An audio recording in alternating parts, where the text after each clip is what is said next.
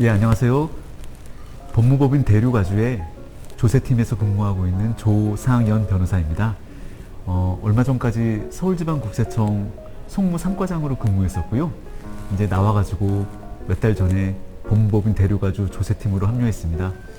오늘 집사의 선택 함께 할 수 있었던 그 기회를 주셔가지고 너무 감사드리고요. 지금 뭐 소감은 뭐 어떻게 무슨 말을 했는지 뭐 어떤 너무 잘하셨어요. 내용이 어떻는지 지금 기억이 하나도 안 나고요. 그냥 정신없을 뿐입니다. 오늘 이제 소개해드렸던 사안에 대해서 말씀을 드려보겠습니다. 그때는 저는 이제 국세청 쪽 기준으로 이제 사건을 접했었는데요. 말 그대로 제약회사에서 의사들을 상대로 제품 설명회를 하는 사안이었습니다. 그 제품 설명회 할 때 당연히 식음료나 이런 비용이 들어가는 건데 이것이 판매 부대 비용인지 아니면 접대비인지 이게 문제가 됐었던 사안입니다. 당연히 납세자 입장에서는 한도가 있는 접대비보다는 판매 부대 비용, 광무선전비 이쪽으로 가기를 원하고요. 그래서 그쪽으로 환급 청구를 했는데 이제 경정 청구를 과세관청이 거부했던 사안이었습니다. 끝내 여기에 대해서는 생각이 달라가지고 법원으로 가서 이제 법원에서 재판을 붙게 됐는데 이게 워낙 또 다양하고 이런 제품 설명회를 한 번만 하는 게 아니라 계속 여러 번 수많은 사람들을 대상으로 하다 보니까 이 입증 같은 게 굉장히 어려웠었습니다. 그러니까 재판부도 이거는 좀 판결을 내리기가 너무나 이거는 좀 끔찍한 사안이고 이거는 어떻게든 조정을 시켜야겠다라는 마음이 있었던 것 같습니다. 그래서 여기에서도 쟁점은 도대체 몇 명이면 몇 명 정도가 되면은 이제 소규모의 특정돼 있는 사람들로 봐서 접대비로 볼 것이며 아니면 뭐 몇 명 정도 이상이면 이제 불특정 다수를 대상으로 한 판매 부대 비용 내지 광고 선전비로 볼 수 있을 것인가 이런 게 쟁점이 됐었는데요. 어떤 논리적인 이유가 있었던 건 아닙니다. 법원이 그냥 옛날에 그 개그 콘서트 보면은 그 애정남이라는 프로그램이 있지 않았습니까? 애매한 것을 정해주는 남자. 그런 것처럼 법원이 그 애정남 역할을 해서 그냥 5명으로 정했습니다.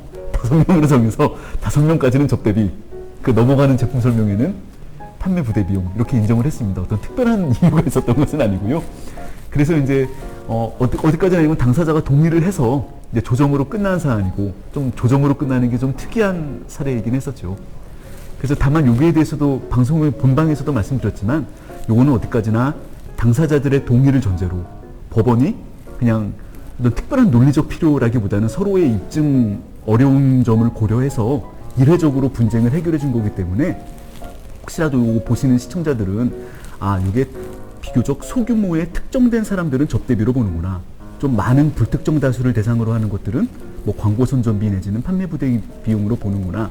요 정도 감만 잡으시지 5명이라는 숫자를 기계적으로 외우시면은 안 됩니다. 예, 그 정도 말씀드리고 싶습니다. 경정 청구라고 하는 것은 내가 낸 세금, 법인 사업자 같은 경우 법인이 낸 세금 중에 과다하게 내가 납부하지 말았어야 할, 납부하지 않아도 될 만한 세액까지도 납부한 경우 돌려주세요 라고 국세청에다 청구를 하는 거예요. 그걸 저희가 경정 청구라고 하는데 보통 법인세 신고서를 보고 나면 이곳이 중소기업이다, 뭐 수도권 외 권역이다, 아니면 수도권 내 권역이다에 따라서 받을 수 있는 공제 혹은 근로자가 늘었다 줄었다에 대해서 받을 수 있는 고용증대 세액공제 같은 부분을 놓치시는 경우가 종종 있어요. 그래서 저희가 법인세 신고 내역을 보고 받으실 수 있었는데 세액공제 받을 수 있는데 라고 해서 놓쳤던 부분을 청구해서 받아들이는 걸 저희가 경정 청구라고 합니다.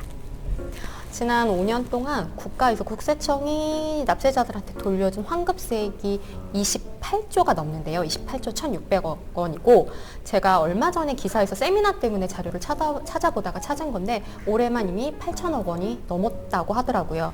그리고 종부세 같은 경우 몇 주 전에 이제 고지서가 발급된 종부세 같은 경우에도 사실 잘못 발급된 경우가 나왔어요. 그래서 저희가 이미 납부하신 분들은 경정 청구로 찾아드리고 아직 납부 안 하신 분들은 사실 수정 신고를 해드리고 있거든요. 그래서 그 부분도 알아두시면 좋을 것 같아요.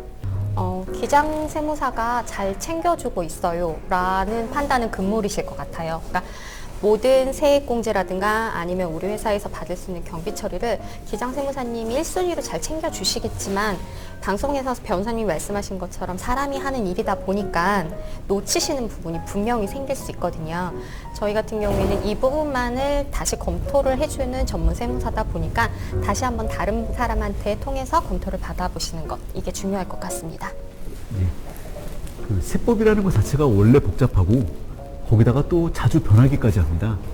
그리고 이제 세금 문제는 물론 한 기업만이 문제되는 경우도 있지만 그 경험상 볼 때에는 그 동일 쟁점들이 그 이슈가 한 번 터지면 그 이슈가 여러 기업들에게 동시다발적으로 발생을 하는 경우가 많습니다.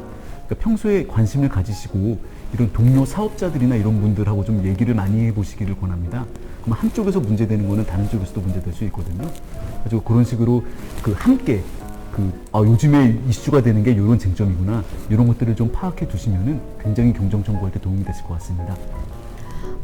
잘못된 컨설팅을 받고 진행하시는 경우가 종종 있으셨어요. 본인은 CU 플랜을 가입을 했다고 생각을 하셨는데 저희가 보험 상품 같은 경우에는 계약자, 피보험자, 수익자라는 세 가지 개념이 있어요. 돈을 내는 사람, 받는 사람, 대상.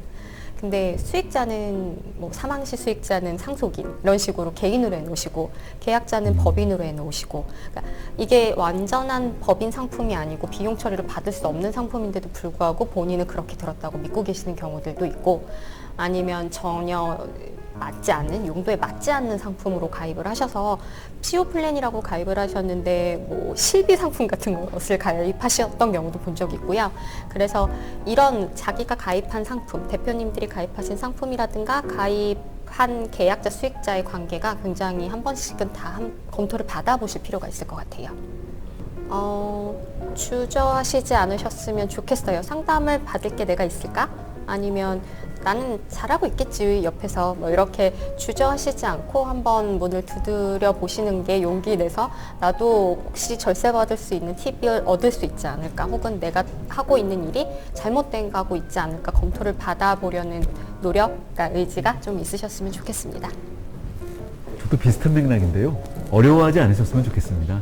그러니까 일단 와서 상담해보고, 그리고 이제 뭐 혹시라도 좋은 방법이 있을 수 있으니까요. 그거를 너무 어려워하시지 않고 문턱을 낮게 보셨으면 좋겠습니다. 네, 감사합니다. 감사합니다.